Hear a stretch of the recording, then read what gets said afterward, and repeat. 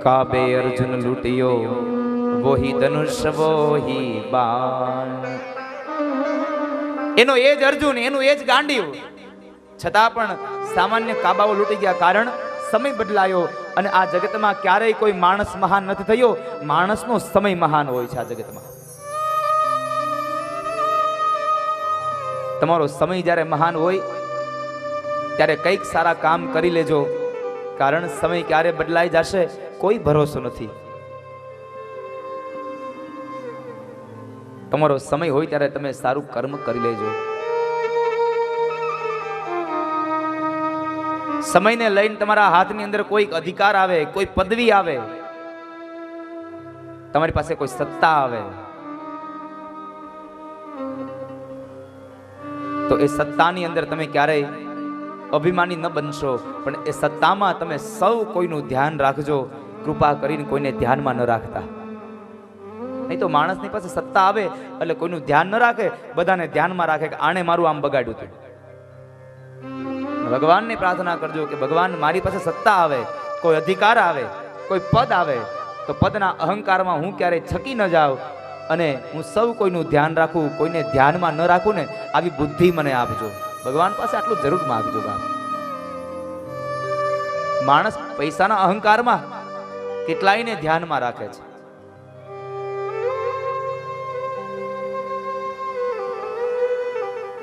અર્જુને કહ્યું કે ભાઈ કૃષ્ણ નથી રહ્યા, અને એ સમયે પાંડવોએ પોતાના ઉત્તરાધિકારી એવા પરીક્ષિત મહારાજને રાજગાદી સોંપી દઈ અને હેમાળાના માર્ગે હાડ ગાળવા માટે નીકળી ગયા છે। જો કૃષ્ણ ન રહ્યા હોય તો હવે આપણાથી ન રહેવાય। 5 પાંડવો, માતા કુંતા અને દ્રૌપદી, આ 7 વ્યક્તિઓ હેમાળાના માર્ગે હાડ ગાળવા માટે નીકળી ગયા છે। ધીમે ધીમે સમય પસાર થયો। પરીક્ષિત મહારાજ રાજગાદી પર બેઠા છે, રાજ સંભાળે। એવાની અંદર એક વખતના સમયે પરીક્ષિત મહારાજને થયું લાવ આજ મૃગિયા રમવા જાવ, પણ પરદાદા વખતનો ખજાનો ખોલ્યો, એની પેટી ખોલી, અંદર જોવે છે તો અનેક પ્રકારના મુગટો પડ્યા છે। એમાંથી એક સોનાનો મુગટ લઈ મસ્તક પર ધારણ કરી અને જાય છે। માર્ગમાં એક દ્રશ્યને જુએ છે, એક કાળો અને કદાવર પુરુષ ગાય અને બળદને મારે છે। પરીક્ષિત મહારાજ કહે છે મારા રાજ્યમાં મને પૂછ્યા વગર આ દંડ દેનાર કોણ છે, હું દંડ આપીશ તને। ત્યારે પેલો કાળો પુરુષ પરીક્ષિતના ચરણમાં આવીને કહે છે મહારાજ મને માફ કરો, હું આપના શરણે આવ્યો છું, ક્ષત્રિયનો ધર્મ છે શરણાગતિ આવેલે એને શરણાગતિ આપવી, મને શરણાગતિ આપો। તો કોણ છે મહારાજ? સતયુગ, ત્રેતાયુગ અને દ્વાપર યુગ પરિપૂર્ણ થયા, હવે મારો સમય આવ્યો, મારું નામ કલી છે, હું કળિયુગ છું, મને રહેવા માટે સ્થાન આપો, હવે મારો વારો આવ્યો છે। ક્ષત્રિયના ધર્મ પ્રમાણે એને રહેવા માટે સ્થાન આપે, અને ભાગવતકાર કહે દ્યુતમ પાનમ સ્ત્રીય સુના યત્ર ધર્મ ચતુર્વિધ। જે જગ્યાએ દ્યુત એટલે કે જુગાર રમાતો હોય ત્યાં તારો વાસ થાય, જે જગ્યાએ મદિરા પાન થાય છે ત્યાં તારો વાસ થાય। જુગાર રમાય, મદિરા પાન થાય, સ્ત્રીઓનો સંગ થાય, સ્ત્રીઓના શરીર વહેંચાય ત્યાં તારો વાસ થાય, અને ચોથી વાત જ્યાં કતલખાના છે ત્યાં તારો વાસ થાય। કળિયુગને 4 જગ્યાએ સ્થાન આપ્યું। કળિયુગ ફરીવાર રાજા પાસે આવી અને પ્રાર્થના કરીને કહે છે પુનશ્ચયાચમાનાય જાત રૂપમદાત પ્રભુ। મહારાજ ફરીવાર આપની પાસે માગણી કરવા માટે આવ્યો છું, પણ આપને એક વિનંતી કરું છું કે મારો સમય છે અને મારો પરિવાર બહુ મોટો છે, એટલે જુગારમાં, મદિરામાં, સ્ત્રીમાં અને કતલખાનામાં આ 4માં મારો પરિવાર નહીં સમાય। એક કામ કરો, એક સ્થાન હજી મને આપો, પણ કૃપા કરીને હવે સ્થાન સારું આપજો। પરીક્ષિત કહે છે કે જ્યાં અનિત્યથી મેળવેલું જે ધન છે, એનું જે સુવર્ણ કહેતા સોનું છે, એ સોનામાં તારો વાસ થાય। આ શબ્દો સાંભળ્યા અને એ જ સમયે કલિયાથી ઊભો થયો અને સીધો પરીક્ષિતના મસ્તકમાં બેઠો। કારણ પરીક્ષિતના માથામાં જે મુગટ છે એ અનિતિનો છે। ભીમસેને જરાસંઘને મારી અને મુગટ લીધો હતો, અને આ મુગટ જરાસંઘનો હતો. જરાસંઘે જેટલી સંપદા ભેગી કરી હતી બધી અનિતિની હતી. એટલે કળયુગ એમાં બેસી ગયો. ભગવાનને પ્રાર્થના કરજો કે ભગવાન અમારા ઘરની અંદર નીતિનું જેટલું આવે ને એટલામાં અમે ખુશ રહેશું, પણ અનિતિનું અમારા ઘરમાં કોઈ ન આવવા દેતા. કારણ અનિતિનું ઘરમાં આવશે ને તો નીતિનું પણ ઢસડીને લઈ જશે. માટે ભગવાનને પ્રાર્થના કરજો કે અમારા ઘરમાં અનિતિનું અનાજ ના આવે, કળયુગ ના આવે. માથા ઉપર કલી સવાર થયો અને મતિ ભ્રષ્ટ થઈ. મતિ ભ્રષ્ટ થઈ એટલે એ સમય બરાબર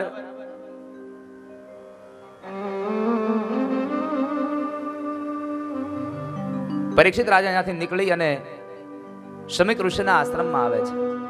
પણ આશ્રમની અંદર શમીક ઋષિ ધ્યાનમાં બેઠા છે, આંખો બંધ છે. એને ખબર નથી કે કોઈ રાજા આવ્યો છે. એટલે એની સ્વાગત વિધિ ન થઈ.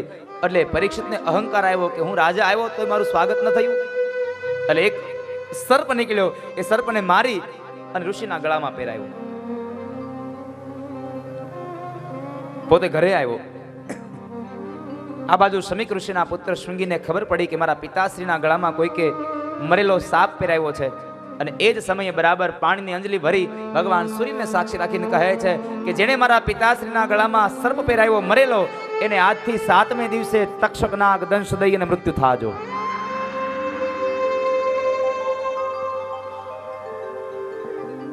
રાજાએ ઘરે આવીને જ્યાં મુગટ નીચે ઉતાર્યો,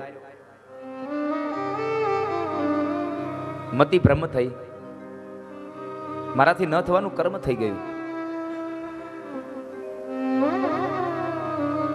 શૃંગી મહારાજ આશ્રમમાં આવીને રડે છે. શમીકે આંખ ખોલીને કહે છે, બાળક કેમ રડે છે બેટા? તો કહે છે, પિતાશ્રી આપણા ગળાની અંદર, તમારા ગળામાં મરેલો સર્પ છે. સર્પને જુએ છે. આ તો આપણા આશ્રમનો સર્પ છે, ક્યારેય કોઈને ડંખો નથી. આને કોણે માર્યો? શૃંગી કહે છે, પિતાશ્રી જેણે માર્યો એને મેં એને શ્રાપ આપ્યો છે કે આજથી 7મે દિવસે તક્ષક નાગ દંશ દઈને મૃત્યુ થાજો. આ બાજુ પરીક્ષિતે માથામાંથી મુગટ ઉતાર્યો અને મુગટ ઉતારવાને લઈ અને મતિ ભ્રમ થઈ કે મારાથી ન થવાનું કર્મ થયું. વળી પાછો આવે છે. શમીક ઋષિ પાસે આવીને ક્ષમા માગી. પોતાના શ્રાપની વાત મળી એટલે કહે છે કે મેં અપમાન કર્યું છે, મેં ખરાબ કર્મ કર્યું છે, એટલે મને એનું ફળ મળવું જ જોઈએ. શ્રાપને ભોગવવા માટે તૈયાર છે. કહેવાય છે કે પરીક્ષિત રાજાએ પોતાના દીકરા જન્મેન્જય આદિ રાજાઓને રાજગાદી સોંપી દઈ ગંગાના દક્ષિણ કિનારે જઈ અનશન વ્રત લઈ અને બેઠા છે. કારણ શમીક ઋષિએ કીધું કે રાજા, શ્રાપ મિથ્યા નહીં થાય, પણ હવે ભગવાનને ભજવા હોય તો તમે ભાગવતને સાંભળો, તમારો ઉદ્ધાર થશે. ભાગવતને સાંભળવા માટે ગંગાના દક્ષિણ કિનારે આવે છે અને દક્ષિણ કિનારે આવી અનશન વ્રત લઈને બેઠા છે. કોઈ માણસે ભાગવત સંભળાવ થતું નથી. એ સમયે સુખદેવજી મહારાજને દેવર્ષિ નારદ લઈ આવ્યા છે. નારદ કહે છે, બાપજી પધારો ને. ગંગાના કિનારે રાજા પરીક્ષિત બેઠો છે અનશન વ્રત લઈને. એને 7મે દિવસે તક્ષક નાગ ડંખ દેવાનો છે. આપને ભાગવત સંભળાવો. સુખદેવ કહે છે, નારદ હું નહીં આવું. નારદ કહે છે, બાપજી તમે નહીં આવો તો એને ભાગવત કોણ સંભળાવશે? શ્રાપમાંથી કોણ એને મુક્તિ અપાવશે? સુખદેવજી કહે છે કે નારદ, મેં ક્યાં કીધું તું કોઈનું અપમાન કરે? મેં જરાય નતું કીધું કોઈનું અપમાન કરવાની વાત. અરે બાપજી, આપ તો દિવ્ય દ્રષ્ટા છો. જો તમે ઉદ્ધાર નહીં કરો તો આ જગતમાં કોણ ઉદ્ધાર કરશે? દેવર્ષિ નારદની પ્રાર્થનાને લઈ અને સુખદેવ આવ્યા છે. સુખદેવજી મહારાજ આવી ગંગાના કિનારે આવ્યા એટલે રાજા પરીક્ષિતે એના ચરણાર વિંદને પખાડ્યા છે. સુખદેવજી મહારાજે પોતાનો વરદ હાથ પરીક્ષિત મહારાજના મસ્તક પર પધરાવી અને એને આશીર્વાદ આપ્યા છે. આશીર્વાદ આપી અને એ જગ્યાએ ભાગવતનો આરંભ કરે છે. ભવસાગર તરવાને માટે ભાગવતનું ભાથું સમજાવે. સદગુરુ મળ્યા છે. પ્રથમ સ્કંદની અંદર દેવર્ષિ નારદ સુખદેવજી મહારાજને લાવે ત્યાં સુધીની કથાઓ બતાવી અને પ્રથમ સ્કંદની પૂર્ણાહુતિ કરી અને બીજા સ્કંદમાં કહે છે કે જ્યારે સુખદેવજી મહારાજ ગંગાના કિનારે આવ્યા અને એ ગંગાના કિનારે ભાગવતનો આરંભ થાય છે. આ ભાગવત ક્યારે આવી, ક્યારે વંચાણી? તો ભાગવતના મહાત્મ્યની અંદર લખ્યું છે, પદ્મપુરાણ કહે છે કે સુખદેવજી મહારાજે રાજા પરીક્ષિતને ભાગવત, જ્યારે ભગવાન કૃષ્ણ સ્વધામ ગમન થયા ત્યાર પછીના 25 વર્ષનો સમય વ્યતીત થઈ ગયો અને એ સમયે ભાદરવા સુદ નોમથી લઈ અને ભાદરવા સુદ પૂનમ સુખદેવજી મહારાજે રાજા પરીક્ષિતને ગંગાના દક્ષિણ કિનારે ભાગવતની કથા સંભળાવી છે. એવો આ ગ્રંથ બીજા સ્કંદની અંદર ભાગવતનો આરંભ થાય અને એ આરંભમાં સુખદેવજી મહારાજ બોલ્યા છે, શ્રી સુખ ઉવાચ વર્યાને સતે પ્રશ્ન કૃતો લોકહિતં નૃપ આત્મવિદ સંમતઃ પુસાં શ્રોતવ્યાદિષુ યઃ પરઃ. વર્યાનેશ તે પ્રશ્ન, પરીક્ષિત મહારાજે પ્રશ્ન કર્યો. ભાગવતના આરંભમાં પરીક્ષિત પ્રશ્ન કરે છે, બાપજી, જેનું મૃત્યુ નજીક આવે એને શું કરવું જોઈએ? જેનો કાળ નજીક આવે એને શું કરવું જોઈએ? અને વાત પણ સાચી છે, જેનું મૃત્યુ નજીક હોય એને શું કરાય? સુખદેવજી મહારાજ કહે છે, રાજા, તમારો પ્રશ્ન શ્રેષ્ઠ છે. જેનું મૃત્યુ, જેનો કાળ નજીક આવે એ માણસે શું કરવું જોઈએ? માણસે કંઈક કરવું જોઈએ. જ્યારે અંત સમય આવે અને એ સમયે પોતાના દીકરા દીકરીઓ, મારી આ મિલકત, આ મારી મૂડી, આ બધામાં જ્યારે એ માણસ આસક્ત થાય, આસક્ત બનીને જીવ જ્યારે પોતાનું આયુષ્યને વ્યર્થ જતું કરે, છતાં પણ જ્યારે ઈશ્વર આંખ આડા કાન કરી અને અંત સમયે જો તમે પરમાત્માને યાદ કરી લ્યો તો તમને એ લેવા માટે આવી જાય છે. સાહેબ, માણસ બધામાં, માણસની અંદર જ્ઞાન પડ્યું છે પણ માણસ જ્ઞાનને જગાડતો નથી. અને પેલા દિવસે વાત કરી હતી કે જ્ઞાન અને વૈરાગ્ય જ્યાં સુધી જાગેલા હશે ત્યાં સુધી ભક્તિ નહીં થાય, અને ભક્તિ નહીં થાય તો પરમાત્મા ક્યારેય નહીં મળે. ભક્તિ તમારે કરવી છે તો જ્ઞાન અને વૈરાગ્યને જગાડવા પડશે.